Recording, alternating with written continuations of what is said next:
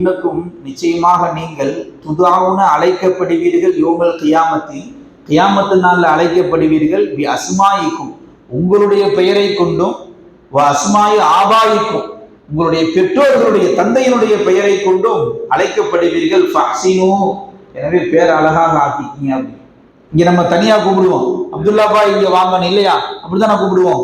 அவங்க அத்தா பேரெல்லாம் சேர்த்து கூப்பிட மாட்டோம். கியாமத்து நாளில் அல்லாஹ் மலக்குமார்கள் மூலமாக அழைக்குகிற பொழுது அவர் பெயர் அதோடு அவருடைய தந்தை பெயரையும் சேர்த்துத்தான் அழைக்கப்படும். இன்னாருடைய மகன் இன்னார் இங்கே வாங்க, அப்படிதான் சொல்லப்படும். இப்ப அபுதாயிர் சொல்லி என்னை அழைச்சாங்கன்னு சொன்னா காதரவுடைய மகன் அபுதாயிர் வாங்க, அப்படிதான் சொல்லப்படும். வெறுமனே தனியாக அந்த பெயரை கூப்பிடப்படாது.